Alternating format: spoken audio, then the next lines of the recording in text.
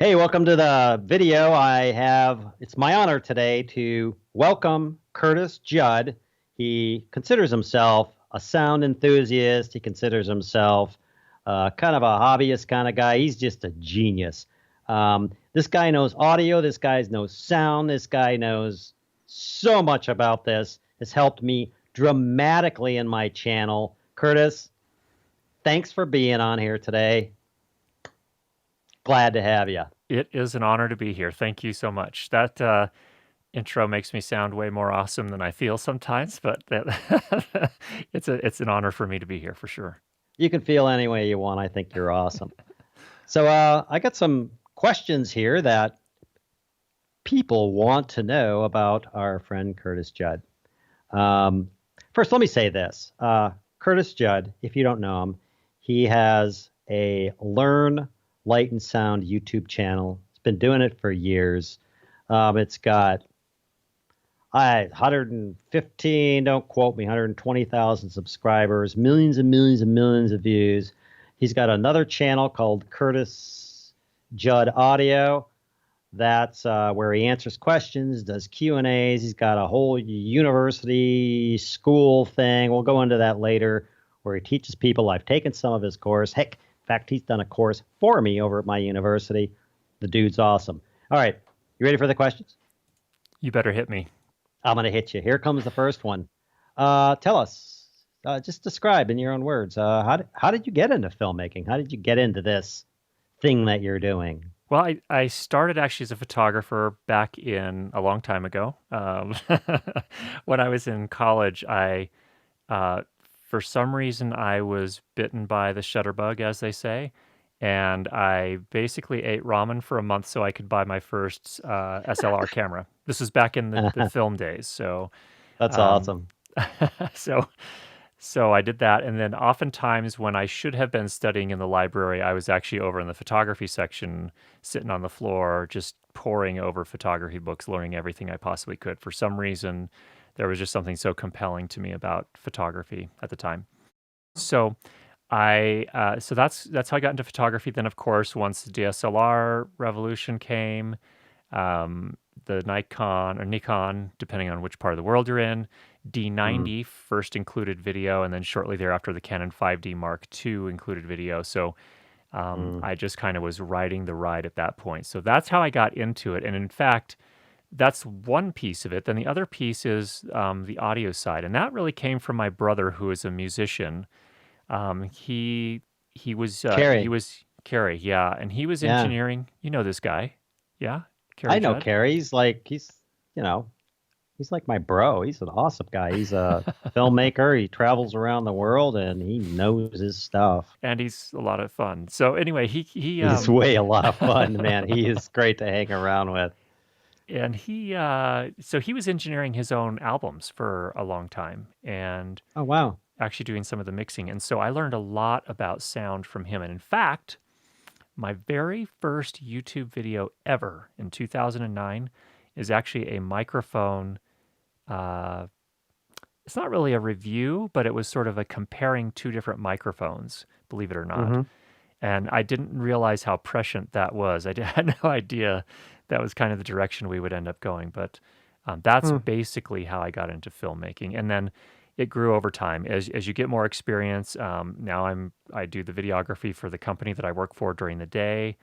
Hmm. At nighttime, when I work on passion film projects, I hire myself out as a location sound mixer. I do other corporate videos as well in the evenings, or in weekends and whenever I have time. So that's kind of how it grew. This was new to me. I did not know that the D90 in a DSLR came out with video before the Canon 5D. I didn't know that. That's a new one for me. Yeah, it was. Yes, technically it was the first one by I think just a few weeks, but it was a Hmm. well. They were both pretty poor implementations, if we're being honest. They were both pretty clunky at the time, but you had for the first time you had a sub $3,000 piece of gear that could shoot on a large sensor, moving pictures. So that was a big deal. Has that helped you a lot? It's my experience that I see people who started from photography and then moved into video and filmmaking. They they understand framing, they understand white balance, they understand exposure and stuff like that. Did your photography studies and stuff, did that help you? Oh yeah, I mean, it certainly made it a lot easier to get where I wanted to be. I still don't consider myself my first love is absolutely sound for film. Hmm. Um, I can get by with a camera. I can generally make it do what it needs to do. I can generally frame. I can generally light things, but and actually light is one of my passions. What I don't want to be is a camera reviewer. No interest in that whatsoever. There are so many other good camera reviewers out there that kind of nerd out about that kind of stuff so much more. I would much rather nerd out about microphones, recorders, sound recording techniques, lighting, lighting design, things of that nature. That's way more interesting to me. So those things have definitely helped me out. Where I think I can produce videos that are pretty okay. I Okay. Your videos are awesome. I've seen some of your other works, just pieces of it and behind the scenes and stuff. You did really good. Um I could see that. I mean, well, let's face it. It is called Learn Light and Sound. Hmm. And I've watched plenty of your videos on both channels. And in fact, I've taken quite a few of your courses. And, it's just the amount of knowledge you have.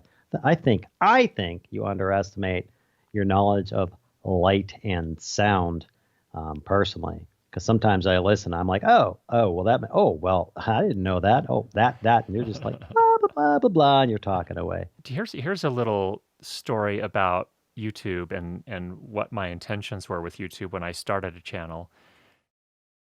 My original intention was really I had this idea, and there are probably 1,000 of these out there now, but with a DSLR, I had an extension cable so I could get the strobe off of my camera, and I could make much more interesting lighting setups, even with just a tiny little flash.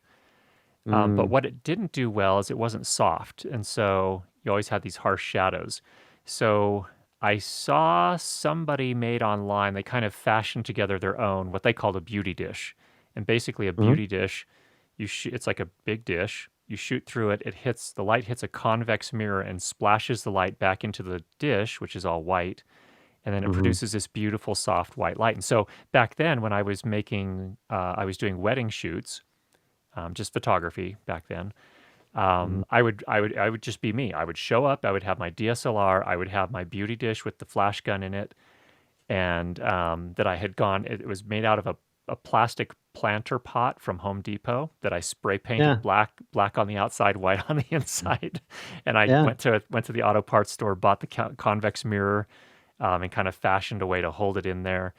And we were getting really good results, like surprisingly good results with that little setup. And so my initial idea in starting a YouTube channel, to bring it back to that, I wanted to float this idea of a product of this beauty dish that you could use to really improve the quality of your photographs. Very simply, could be maybe a $30 product. I would have it manufactured, because 99% of the world's manufacturing is done in China. I would find a manufacturer somewhere in China to manufacture these for me. And so I wanted to first kind of float the idea and see how that went. And so some of my earlier videos were a little bit about that, just to kind of present the idea and see what the reaction was to it. Turns out that the reaction wasn't that warm. Not because I just think I didn't get in front of a large enough audience, or probably a number of factors. And then people started actually manufacturing these, bigger companies started doing it. So I kind of was a little late to that game. But that was the original way I started YouTube. And Mm-hmm, then the first video that I put up that really kind of took off was one called Really Cheap Video Lighting. And mm-hmm. basically that was going down to the Home Depot, picking up these aluminum shop lamps, putting bulbs in them, and using those to Oh light yeah. for video. And that was at a time when YouTube was just really taking off. I think this was probably the 2009-10 era, somewhere in there. Yeah. And the viewership is going off, and everyone decided they wanted to become a creator, and so they needed to figure out how to light.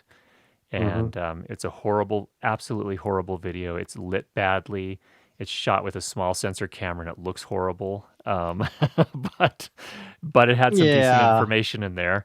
And that was the first video that really started kind of taking off, and that kind of led me down the path. Then after that, shortly after that, I also did Audio Technica has this $20 lavalier microphone. I bought one of those and recorded it into a Zoom H1, and that video took off as well. So that's really kind of the Yeah. start of Light and Sound, Learn Light and Sound. I don't know how to phrase this question. Like sound, it seems you have this coddling, warm thing with editors and sound and microphones, and it's like this is special little thing you have. What, like, when did it become so special, or maybe right now, like, what's so special about it to you? There are a couple things. Number one, I think that anyone that becomes a serious student of film, that really appreciates film or visual storytelling, that there comes a point where all of these people recognize the value of sound. That it's not just the other thing. It's not just something. It's not the necessary evil. It's something that you can heighten the overall experience of a film you're working on to an extent that is just unfathomable. I mean, you can do some amazing things with sound. And in fact, we hear people cite this over and over again a lot, but I think it really is true. And that is that if you have an audience, they are much more willing to tolerate bad visuals than they are willing to tolerate bad sound. So that became just sort of a light bulb kind of popped off at one point after I did one of those early microphone videos. And then I had another video that was called like 2 Secrets to Better Sound or something like that. I can't remember what it was called, but and I was just recording directly into a Zoom H1 little handy recorder, the $99 handy recorder. Yeah, they're great. And they're great, and you can do some amazing things. And really what I was talking about there it's the skills. It's not even the gear. It wasn't even that Zoom H1. Could have been any other handheld recorder, but it was get the microphone close and record in a format that's not lossy. Don't record in MP3, record in WAV format, and preferably this sample rate and this bit depth. And then to me, it just kind of felt right. I had that realization that I loved sound, that there was so much that you could do with sound from a visual storytelling standpoint. And it just became something I loved. Also, I saw the fray of camera reviewers on YouTube, and I have nothing but respect for the people that do those, because those are so hard to do. It's so much time and effort, and I have the utmost respect for them. And I felt like, you know what? I love sound. Why don't I make that my niche? Why don't I just continue to pursue that love? And because there aren't that many people really doing that. So that's right. So that's how I basically ended up there. And I just, the more like, I love working on films where I get to focus 100% on sound. I don't have to worry about the lighting. I don't have to worry about the camera.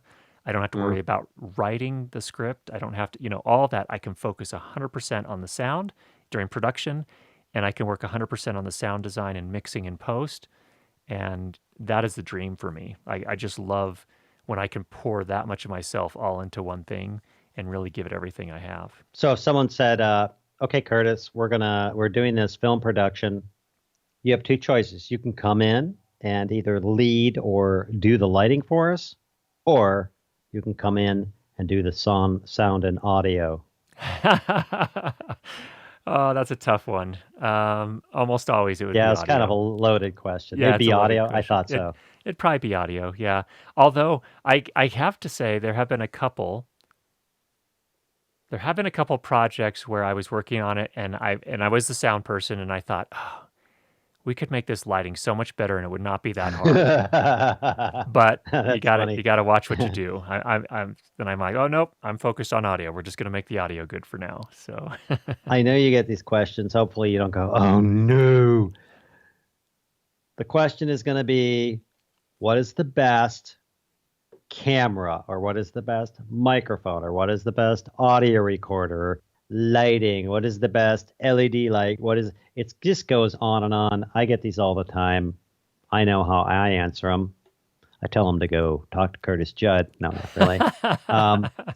You must get these all the time. What do you do with these questions? Because I know you're like me. You always answer people's questions. How do you answer that? Well, if it's a face-to-face, it differs. If it's a face-to-face, I say, well, you need to realize, first of all, that that's about like asking what's the best car.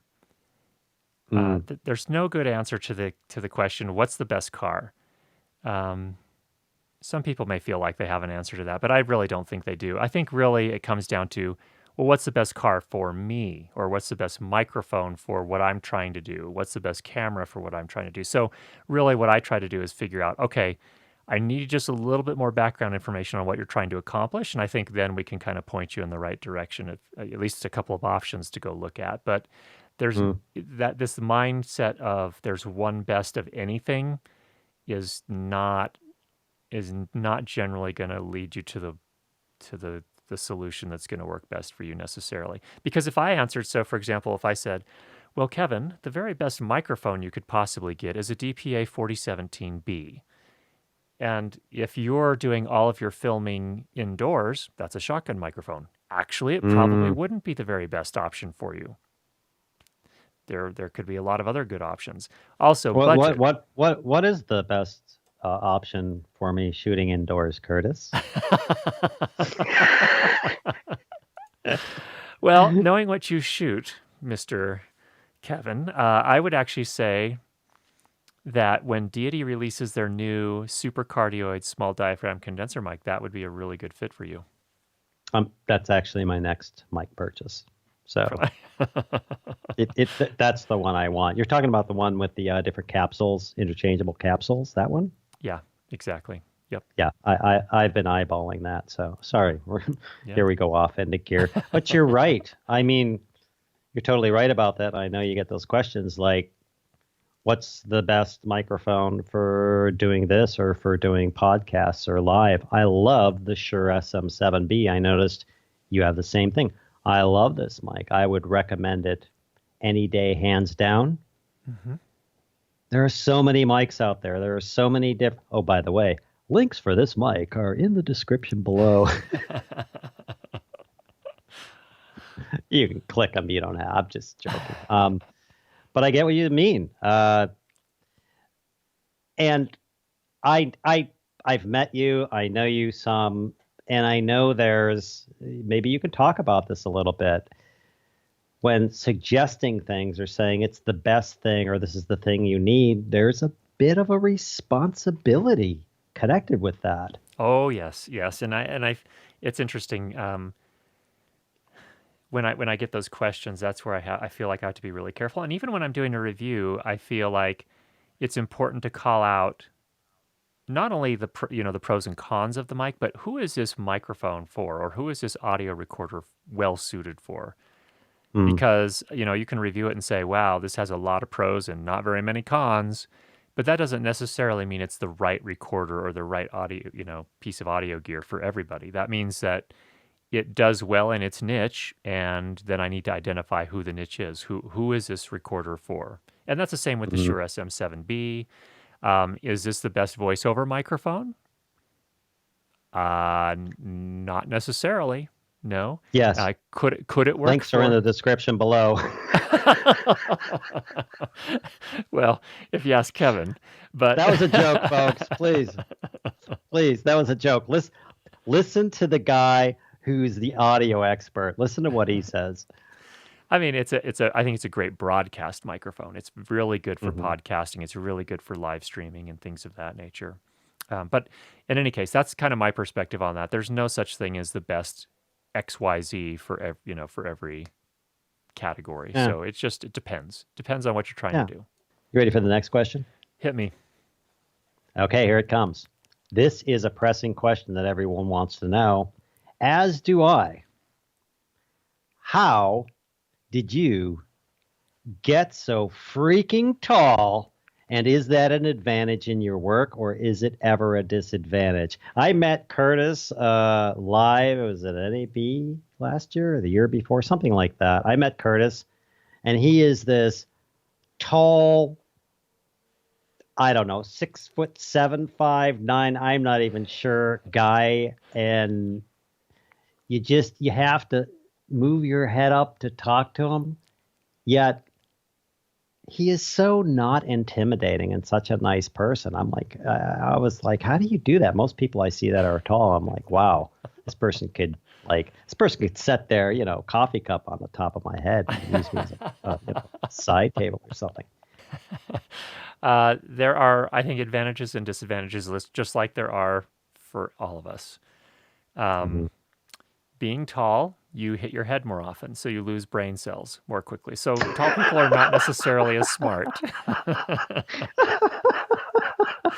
Now, I that didn't being know said, that. yeah, that being Us said, short people would not even know that. That's awesome. that's right. You'd Wow. never know what I'm talking about. I But never know that. the advantage is being tall, if you're operating a boom microphone, you don't need an Apple box Um, nearly as often. And in fact, uh, where most people have to hold the microphone over their head for sometimes relatively long takes, I can yeah. almost always get away with doing this kind of thing. And, unless we're doing a wider shot, but I can do something a Oh, bit more like this. So I can go, I actually have done an 18-minute long take fairly recently within the last couple of years, just like yeah. this. So, I have Oh, some wow. advantages that way. So that's one thing that is an advantage there.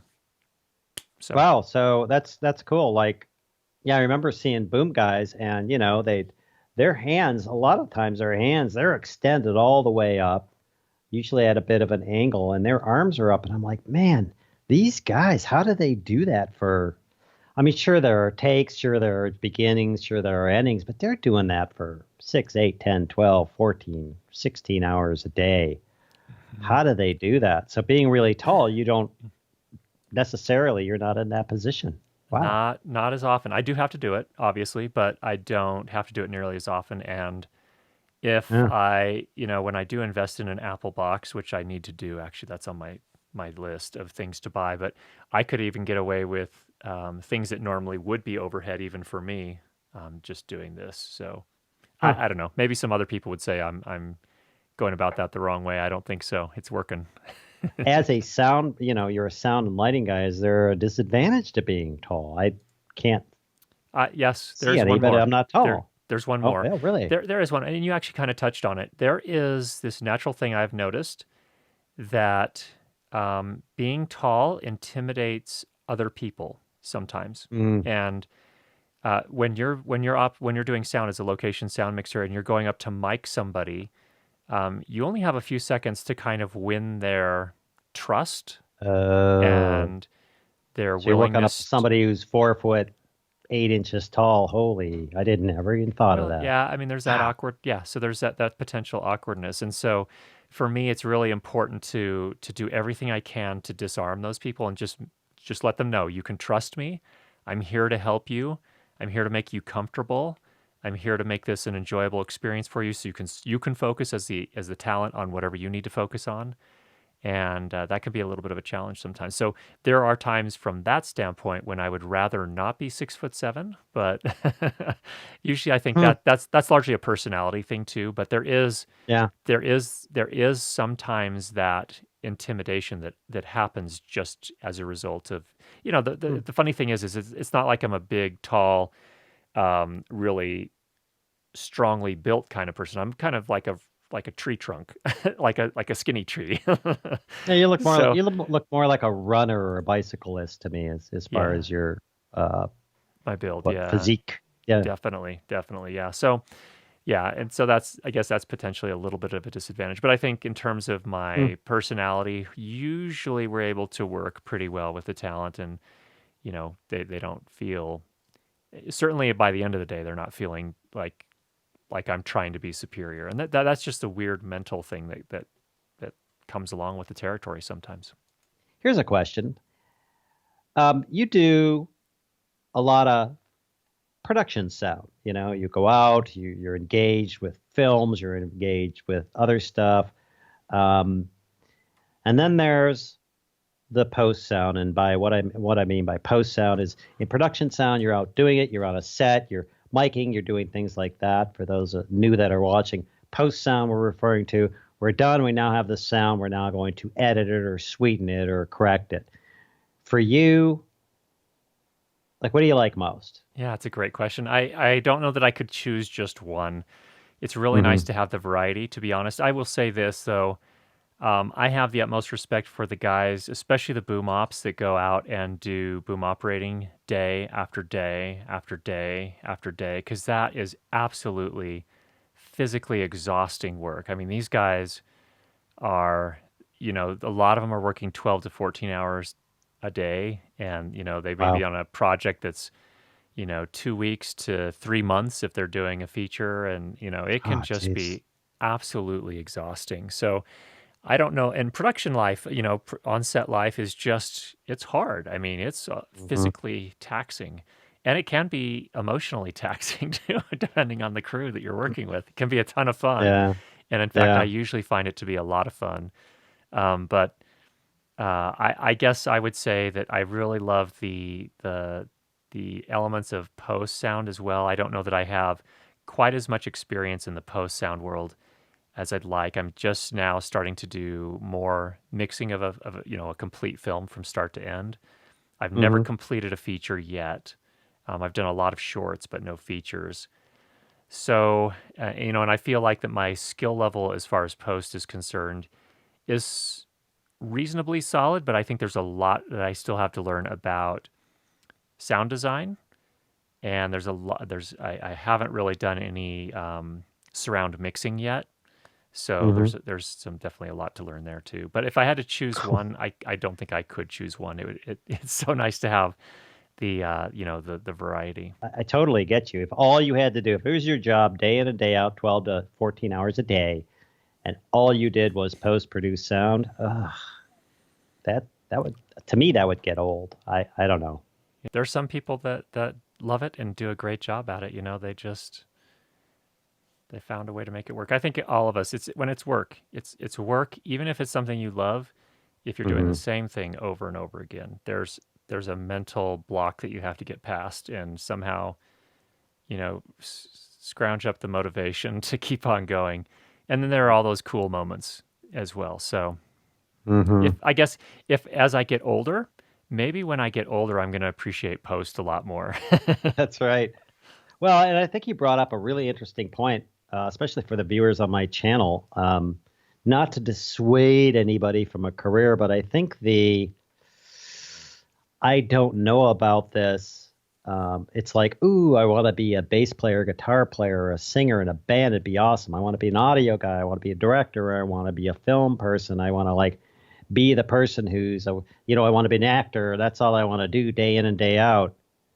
You have experience in this as a do I, and I think you can talk to this a bit. You need to be prepared if you're going to take on a career like that to work really hard. Yeah, try go moving around, C stands for 2 hours, and you got to Oh. haul them from the production truck onto the into the the set, which may be a house or whatever wherever you're shooting. But go load in 25 C stands and all the lights that need to go on them, and if you're going to be doing gaffing or if you're going even if you're going to be doing sound, go love up 10 different people that are going to be in this scene and get your channels all organized and figure out who's on what channel. And it's Hmm. just hectic. It's hectic because the longer you're there, the more expensive it gets. Because Hmm. if they don't finish the shoot that day, they're going to have to charge another day rate for you and your kit rental the next day, and and you've got to worry about everyone's availability. Well, cool, we can have the DP and the gaffer here, but oh no, now our sound guy isn't available this day. It's just it's you really in so Ugh. many productions, you know this better than anybody. I mean, in a day and a half here at this location or whatever, and if you don't hit that, ooh, things get messy really fast. Let's say you had $2,000 and you were like, I want to set up a studio. I want to produce videos or even audio, maybe a voiceover studio, or maybe you could talk to more like maybe let's say I want to produce videos and I want to get good audio, I want to get, semi good shots and everything else. You got $2,000. How would you spend the money? I mean, you got 2 grand your grandma gave to you, or your mom and dad gave to you, or you made that money and you're like, I'm spending 2 grand. That's what I got. That's a good question. I would spend absolutely no more than $500 on a camera and lenses and batteries and cards to go with it. $500, period. you're much better off investing the rest of the money in lights and sound gear. And you will produce Mm, much higher production value videos if you do that. The problem is that what most people fall into the trap of doing is they say $2,000. Yes, I can get a really awesome camera for $2,000. I can go out and get a Blackmagic Pocket Cinema camera, 6K, and I can buy one lens. And oh no, then I can't afford the SD card. And then oh mm-hmm, no, they told me that the battery lasted for an hour, but it really only lasts about half an hour. So I need at least 4 more batteries. Oh no. And, and oh, what about a mm-hmm, tripod? I don't have a tripod yet. I need something to put. So mm-hmm, people fall into this trap all the time. They figure that if I'm making films, first thing I need is a camera. It's true, you need a camera, but if you have a capped budget at $2,000, that camera should not be anything more than 25% of that overall budget. So that's my first advice. Second advice, lighting. I think that to get, if you're going to set up a studio, I think you're probably going to want to spend $600 or $700 on lighting. At least you want at least two lights if you can. You mm-hmm, can get away with one, but it looks kind of flat and not very exciting. But mm-hmm. if you can get two, you can do a lot of really cool stuff. And then the rest should be sound gear. And, I think that for someone who's just starting, what makes sense probably is using an audio adapter and a good microphone. And by audio adapter, I mean the kind of thing like a Beach Tech that sits on top of your camera. It will take an Mm-hmm. XLR input from a high quality microphone, and then it will just send that audio into your camera. So you don't have to have a separate recorder or anything. But it's good enough quality that Mm-hmm. it will really kind of give the gravity to your videos that they need, at least in terms of a technical production value. So, and then in terms of microphone, I think there are a lot of great microphones for reasonable prices. The DADS Mic 2 is a great, it's like $360 for a microphone. That's a great Yeah, mic. I love it that is. mic. It is. I mean, and it's so you can use it for a lot of things. It sounds great. It's waterproof. And I should say you're not going to destroy it if you get it wet. If it gets wet, it's probably not going to work very well until you give it 24 hours to dry out. But Mm-hmm. but nevertheless, Yeah, it's but a good. still, I'd never do that to my NTG3. Hey, look, I got it wet. Well, Actually, NTG3 is pretty tough too. It's an RF bias design too, so it's a good. It'll actually that microphone will probably do better in highly humid environments than a lot of other yes. microphones will. So it's got some things going for it too. But in any Well, case, the deity, you could actually drop it in a pail of water in 24 hours. It's okay. or you could drop it in a toilet like somebody I know did. Who would do something as awful on YouTube as that? Yeah, I kind of did that. I love your point, $500 for a camera, because you're right. I mean, the biggest question I've ever gotten asked, and you probably too, is what camera should I buy? What camera should I buy? What camera should I buy? Um, and I've tried to make this point. I'm going to make another video on this, and because your point is awesome. It's like no light here. Here's no light. Well, Yep. there you go. There's no light. Well, Yeah. that kind of sucks. Or turn on the You overheads and you look pretty horrible. and you look pretty horrible. And Yeah. your other point, crummy video. Let's. I mean, here's a simple test that I've done before. Which is better?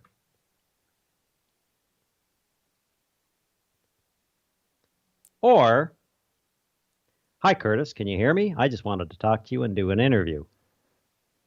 His point being good audio and not so great video is always going to be better than good video and crummy audio. You buy a $500 camera. What's the basics? Cameras love light. It could be your iPhone.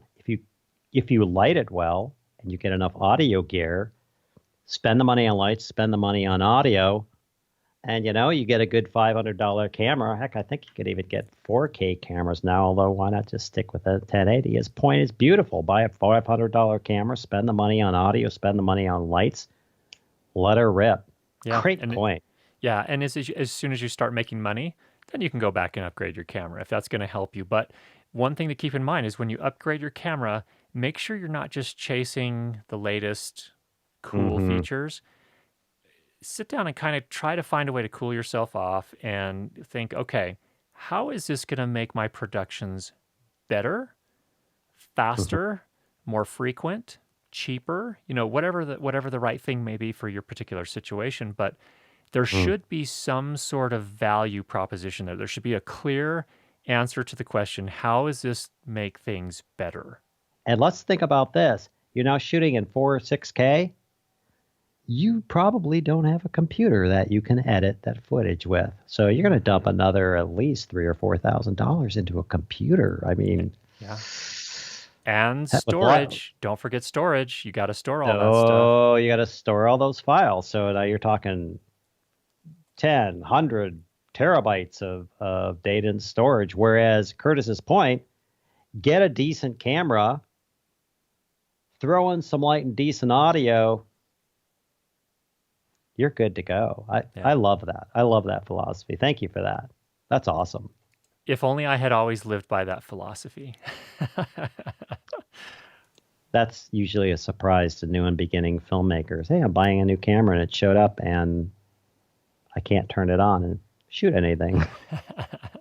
Most of them figure that out pretty quickly. But then what they don't figure out is, oh, yeah, what about a tripod? What am I going to put this thing on? Am I going to just put it on my kitchen table and, frame everything up around that? Or, there's just so much. And then the post processing too. And a lot of things that people get drawn away by is, oh, 6K, oh, 8K. Mhm. Do you realize how much your audience is going to appreciate that or not appreciate that or not even care? So Mhm. you have to really kind of think through. Now, I actually talked to a guy who has a YouTube channel, and they do, it's mostly for kids, but what they do is they do covers of Disney songs. So they make these videos that are kind of Oh, covers of neat. Disney songs. So, and he's got millions of subscribers, Mhm. and they shoot everything in 1080p on an Mhm. original Canon C100, and then Oh, wow. they export it in 4K.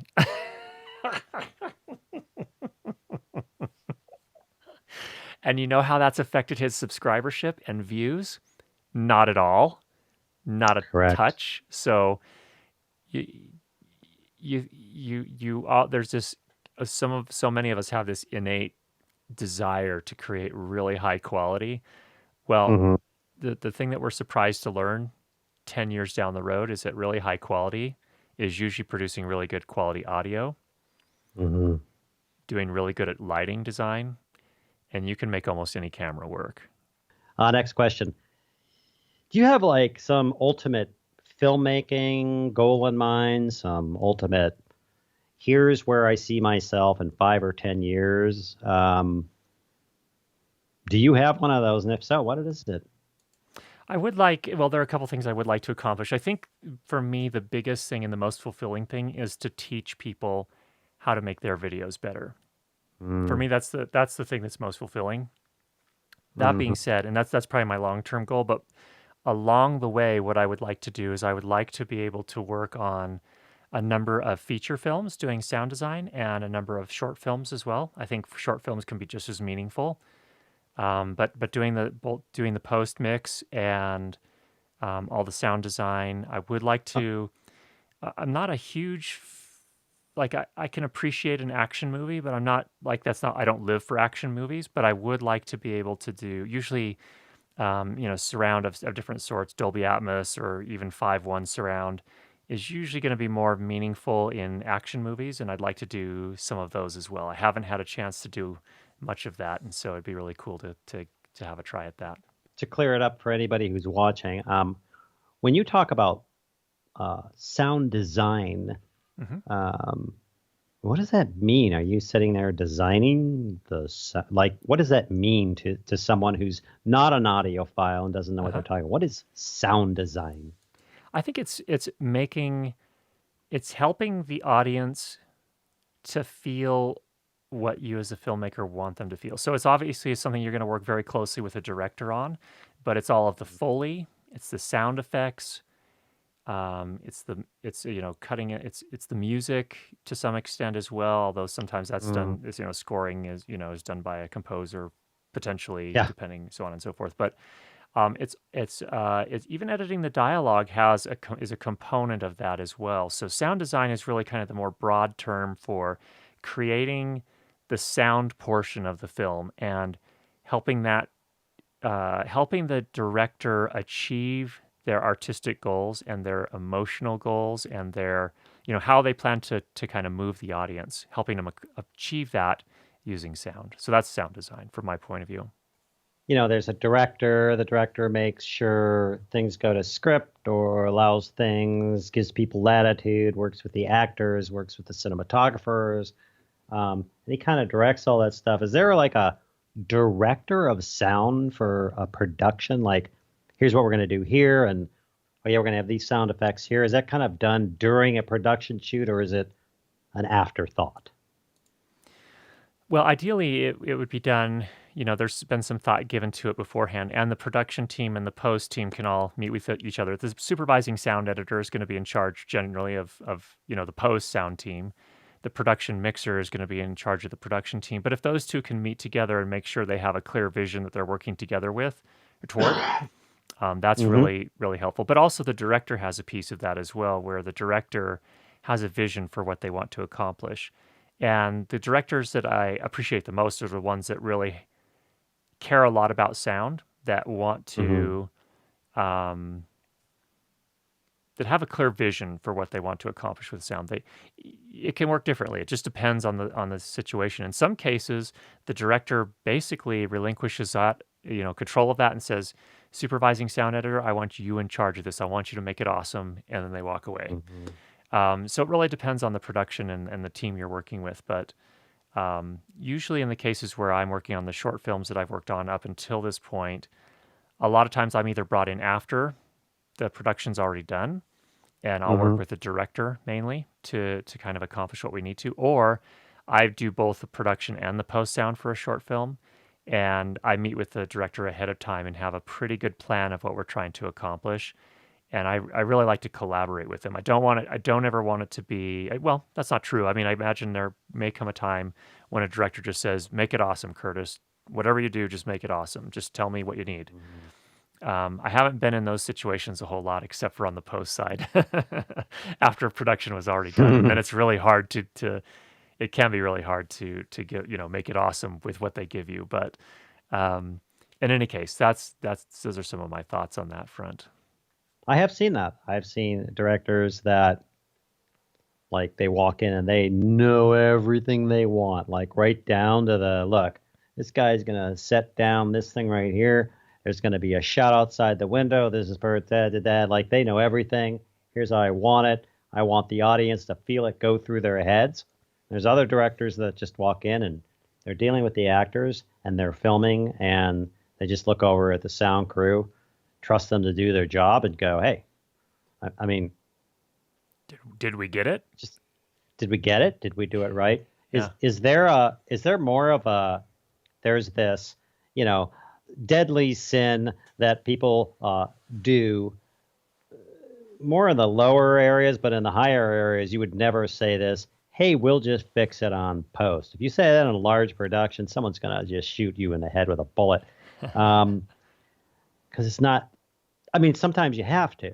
And that's a director's decision, or the cinematographer's or DP's decision, talking with a director.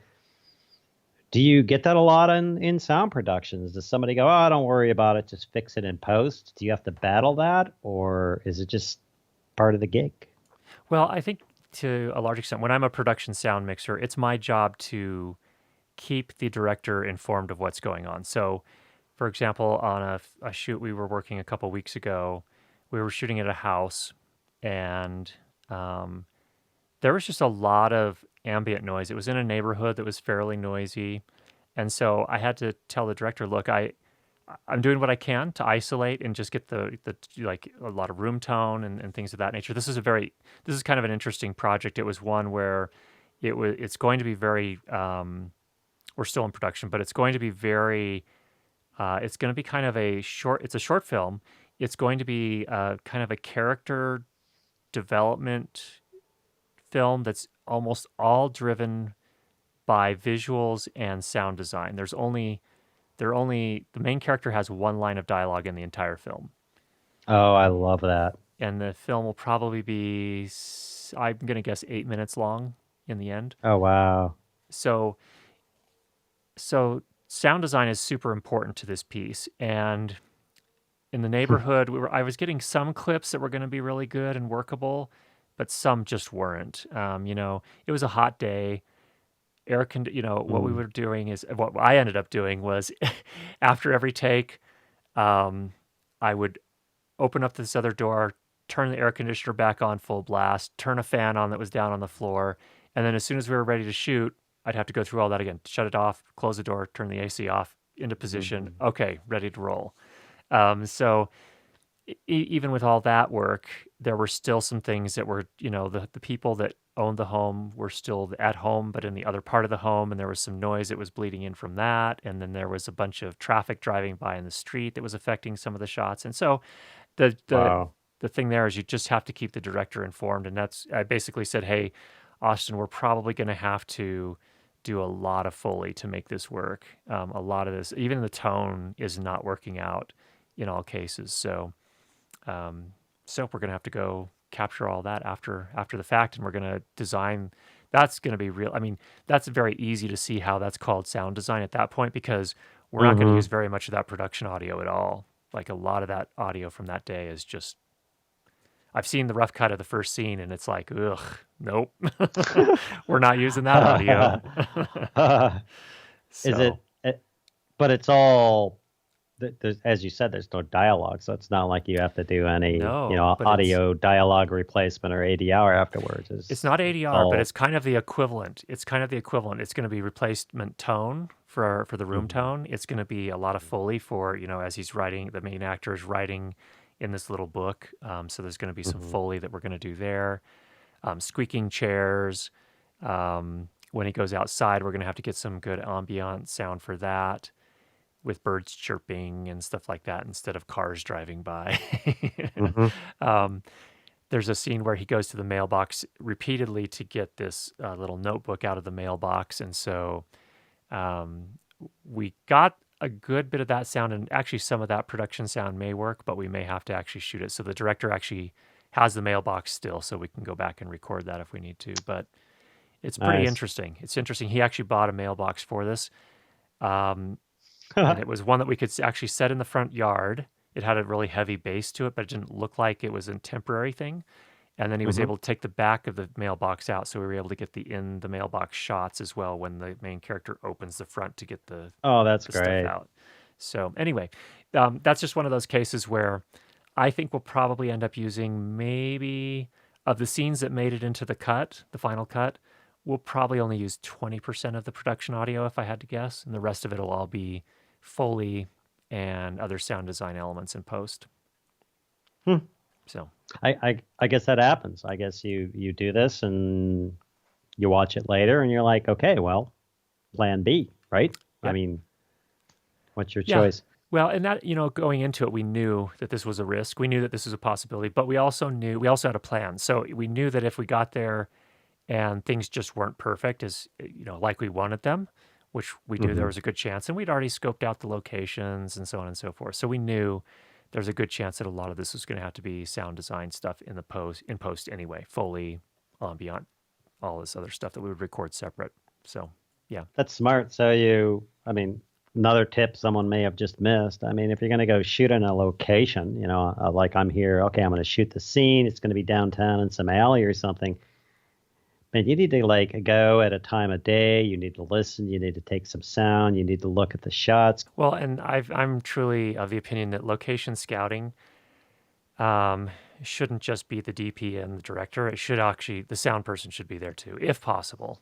I know a lot of Absolutely. productions, they just don't do it, but you're going to save yourself a lot of grief. And I think directors eventually learn that, if Hmm. they, unless they have a budget to do all sorts of ADR and all sorts of sound design in post, they learn Yeah. it pretty quickly. They realize, you know what, I can't afford to not use a production audio, so I've got to have I either have to at least myself record some of the sound from the location that we're scouting and talk with my production sound mixer, or I need to bring the production sound mixer along and get a sense for if this is going to work or not.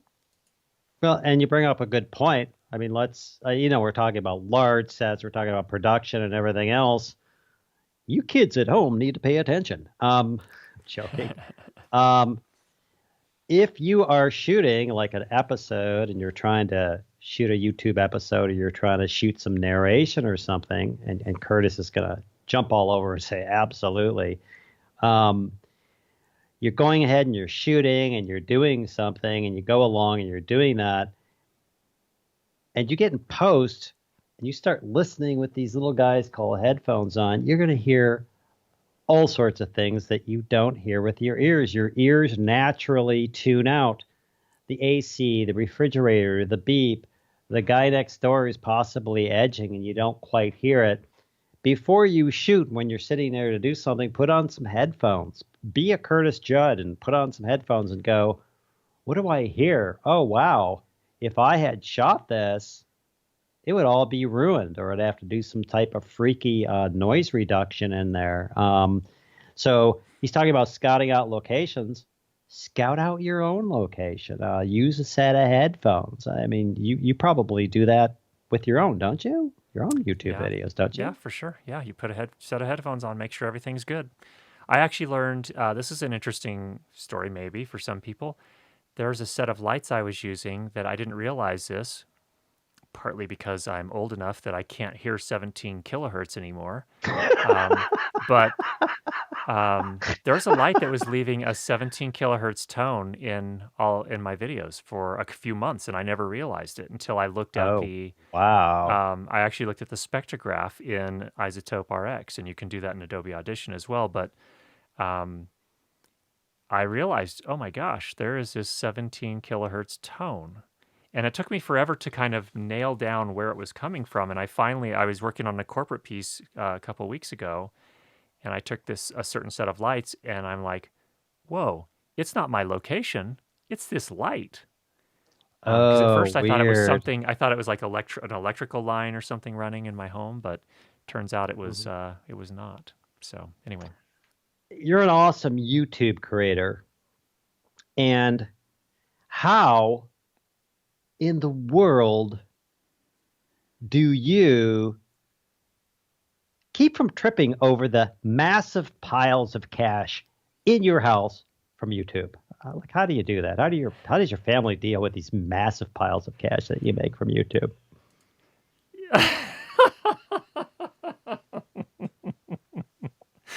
Well, as soon as I find them, I'll let you know, Kevin. How's that sound? Because no, don't get me wrong. YouTube is, there are some people who are making a living as YouTube creators, and there's no question about it. I have a day job, and there's a reason I have a day job, and that's because the YouTube efforts that I put in don't provide enough for me to provide a home for my family and clothes and food and so on and so forth. Anyway, someday when I start tripping on these piles of cash that somehow suddenly start appearing, I would like to recommend that we have another interview, and I'll tell you how I learned to deal with that. How's that sound? I absolutely would do that. But here's a thought. Maybe there's no piles of cash there. Maybe your family cleans up the piles of cash and stashes them away for later, and you don't know about it. Well, I would think that my wife would feel a lot more comfortable about me becoming a full-time YouTube creator if that were the case.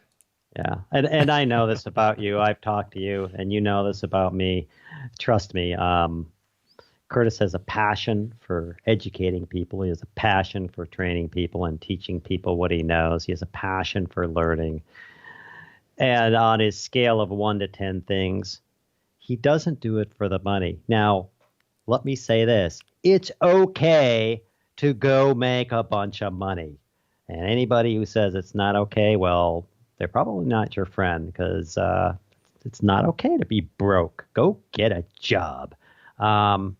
So he doesn't do it for the money. Like on his thing of number one things to do, well, I'm doing this for the money. You know he isn't, and you can tell from this. But you know what? That leads me into my next thing, which is, and I also joke around with Curtis a lot because I love the guy. How can people find you and how can they help you out? How could they help you out? How could we help you make more money so you could do this full time, which we all reap the benefit of? Where do we find you? Well, so obviously over on YouTube, Curtis Judd is the name of my channel. Mm-hmm. A lot of people don't know this, so I do have a school.learnlightandsound.com. So we have a variety Mm-hmm. of courses available over there. Along with that school, we do weekly sound for video sessions, and that's those videos actually show up on a second YouTube channel called Curtis Judd Audio. But if you want to find me, YouTube, Curtis Judd, or school.learnlightandsound.com are the easiest places to find me because that's where I spend most of my time. Yeah, and hey, I have my own university, Basic Filmmaker University. I also have courses. I'm gonna plug this guy's stuff. He not only did a course for me over on our university, but he has courses over there on recorders. He has courses over there on the basics of like production sound. He's got courses over there. You're looking into the fancy Mix Pre 3 recorder, the new, I think it's F4 or F8 or whatever that Zoom thing is. He's got courses over there, and he charges stupidly ridiculous small amounts of money. I mean, $19, $29, $39, $59, $79 where you can go learn from him. And it's good to support him, and it's good to support the channel. So you should subscribe to this guy on both channels. I watch both his channels. I also go to his audio channel, free, gratis. I send him an email and say, hey, I don't know what this particular recorder is doing or why, and he answers your question. He gives far more back to the filmmaking community and YouTube community than he has ever gotten out of it. And I really want to see him, trip over massive piles of cash at his house. So you should help him out. Why, thank you, Kevin. Absolutely. Send cash to Curtis. He's a good guy. Anything else you'd like to say to our viewers or anybody who's listening? Anything at all? Yeah, I do. There is one thing that we talked about early in the discussion here was, hey, don't go look at my earliest videos. They're really cringeworthy. And that's true for me as well. I think that's true for basically everybody that ever starts to create. You will always need time to put out stuff, realize, hey, there's a way I could make this better in this way. And then your next video, you find out a way to make it better. And that's really what Basic Filmmaker is all about, Basic Filmmaker University. That's what I think pretty much every creator. I went back and, some of you who follow tech review channels know Marquez Brownlee, so MKBHD on YouTube. I remember going back and watching his first video, and it was like, it was badly lit. You could barely see him, and he's talking about this laptop, and now you see his production values through the roof, and he does amazing content. He's got a team of people working for him, but you got to start somewhere. And if you don't start somewhere, you will never get down the line where you are producing high quality stuff. So go out there and start producing some high quality stuff. Curtis, thank you. Thanks for being here. Thanks for taking the time. Thanks for talking to us. Thanks for answering all these questions and putting up with this on this late night. I really appreciate you being with us, and I can't thank you enough. Thanks a lot.